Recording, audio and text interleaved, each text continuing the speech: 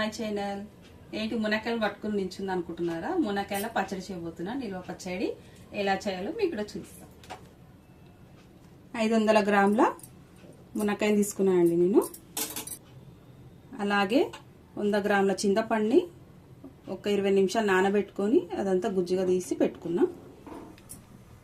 పొయ్యి వెలిగించి కడాయి పెట్టుకున్నానండి. దీంట్లో 1 టేబుల్ స్పూన్ ఆవాలు, 1/2 టీ స్పూన్ మెంతులు, ఇవి కొంచెం ఫ్రై చేసుకుందాం మంచి స్మెల్ వచ్చే వరకు.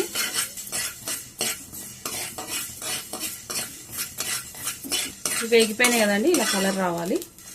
ఇప్పుడు మనం దీన్ని ఒక ప్లేట్లోకి తీసుకుందాం.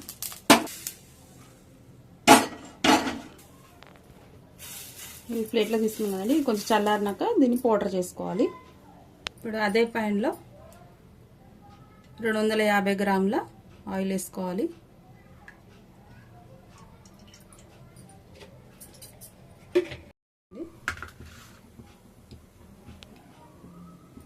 ఈ మునక్కాయలని శుభ్రంగా కడుక్కొని ఇట్లా చిన్న ముక్కలు కట్ చేసుకొని ఆరబెట్టుకోవాలి. పచ్చిగా ఉండొద్దు, తడిగా ఉందంటే మనకు పచ్చడి ఖరాబ్ అయిపోతుంది. ఆయిల్ వేడైంది. ఇప్పుడు మనం దీంట్లోకి మునక్కాయలు వేసుకున్నాం. ఇవి కొంచెం కలర్ పచ్చివాసన వరకు వేపుకోవాలి. మరీ ఎక్కువ ఫ్రై చేసుకోవద్దు, ఎందుకంటే ఇవి ముక్కలుగా విరిగిపోతాయి కాబట్టి కొంచెం కలర్ వచ్చే వరకు ఫ్రై చేసుకుంటే చాలు. ఇలా మునక్కాయలు మిక్స్ చేసుకుంటూ ఉండాలి. మునక్కాయలని మధ్యలో ఇలా కలుపుకోవాలండి, కొంచెం మాడిపోతాయి. అలాగే మరో గిన్నె పెట్టుకొని స్టవ్ వెలిగించి దాంట్లో చింతపండు గుజ్జుని వేసుకున్నాం. ఈ గుజ్జు కొంచెం చిక్కబడే వరకు చూసుకోవాలి. ఇలా కలుపుకుంటూ చిక్కబడేదాకా చూసుకోవాలి.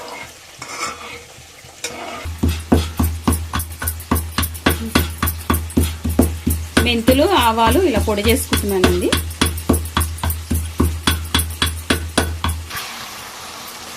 ఇలా కలర్ వచ్చింది కదా, ఇంకొక 2 నిమిషాలు మనం వేసుకుందాం. చింతపండు కూడా ఇంకాస్త దగ్గరికి రావాలి. ఎల్లిపాయలు 20 గ్రాముల ఎల్లిపాయలు, ఇవి కూడా మనం పేస్ట్లో చేసుకోవాలి.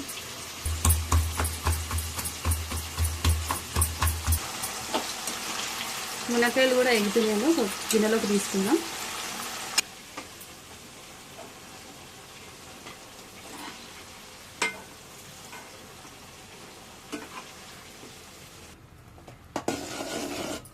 గుజ్జు ఇంకా కాస్త దగ్గరికి చేసుకోవాలి. మునక్కాయలు ఏంపిన నూనెలోనే మనం తాలింపు వేసుకుందాం. ఈ నూనె మనకి పచ్చడికి సరిపోతుంది. ముందుగా ఆవాలు, మినపప్పు, చిటికెడు మెంతులు, అసలైందు, వెల్లుల్లి రెబ్బలు, ఎల్లిపాయలు, ఎండుమిర్చి, కరివేపాకు వేసుకొని గ్యాస్ ఆఫ్ చేసుకోవాలండి. ఇది పూర్తిగా చల్లార్చుకోవాలి. చింతపండు గుజ్జు కూడా అయిపోయింది. ఇది కూడా మనం గ్యాస్ ఆఫ్ చేసుకుందాం. ఈ చింతపండు గుజ్జు కూడా చల్లారుకోవాలి.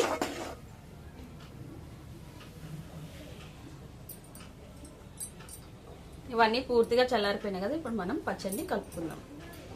ముందుగా ఈ చింతపండు గుజ్జు ఉంది కదా, దీంట్లోకి మనం ముందుగా 100 గ్రాముల కారం,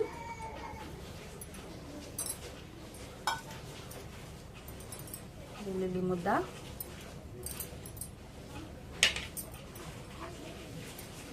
మెంతులు, ఆవాలు పొడి, 100 గ్రాముల ఉప్పు, ఇదంతా మిక్స్ చేసుకోవాలి.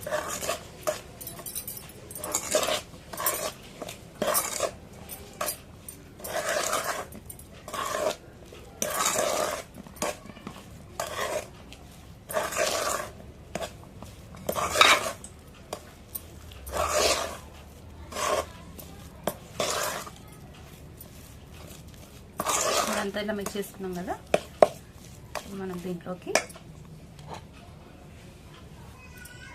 మునక్కాడ ముక్కలు కూడా వేసుకుందాం. ఇది చాలా మెల్లగా కలుపుకోవాలి, కింద మీద కంటే, లేదంటే ముక్క విరిగిపోతుంది.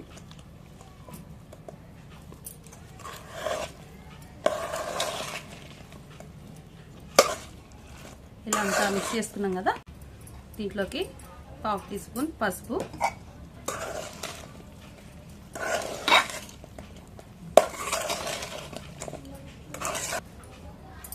మనం దీంట్లోకి తాలింపు పెట్టుకున్న నూనెని వేసుకున్నాం.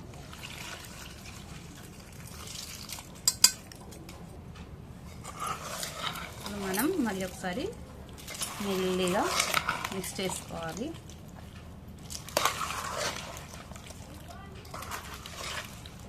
చాలా మంచి స్మెల్ వస్తుంది. ఇది 2 రోజులు మనం ఊరబెట్టుకుంటే మునక్కాయ బాగా టేస్ట్ వస్తుంది అన్నమాట. ఇలా అంతా మిక్స్ చేసుకొని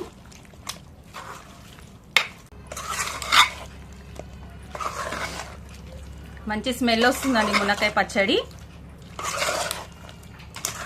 మనం ఒక 2 రోజులు దీన్ని ఊరబెట్టుకొని తింటే అన్నంలోకి చాలా టేస్ట్ వస్తుంది. కొద్దిగా నెయ్యి వేసుకొని తింటే మీరు కూడా తప్పకుండా ట్రై చేయండి.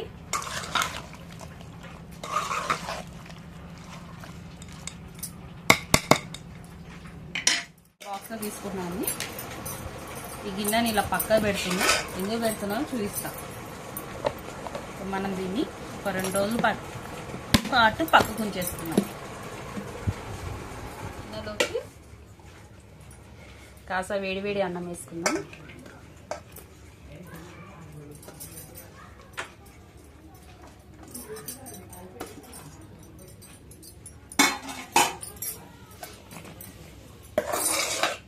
ఇదంతా మిక్స్ చేసుకొని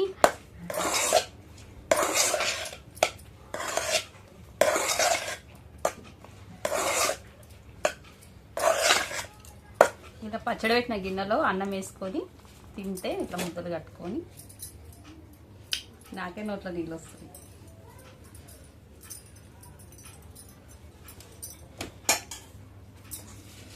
నా గిన్నెలో వేడివేడి అన్నం వేసి ఇలా కలిపి ఇలా ముద్దలు కట్టి ఇలా పక్క కూర్చొని ఊరిస్తున్న వాళ్ళకి కలిపి పెడితే వాళ్ళు తిని ఎలా ఉందో చెప్తారు మనకి.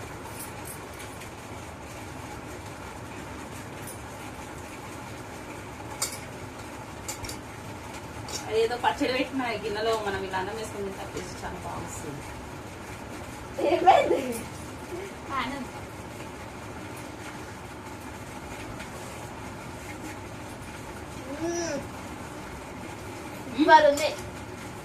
Thank you. తినండి మీరు కూడా. ఇంకా ముద్ద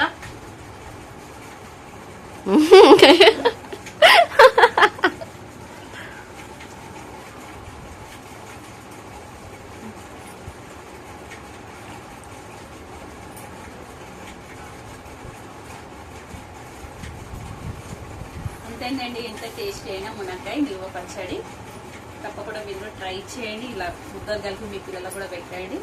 నా వీడియో కనుక మీకు నచ్చినట్టయితే లైక్ చేయండి, షేర్ చేయండి, సబ్స్క్రైబ్ చేయండి. Thank you.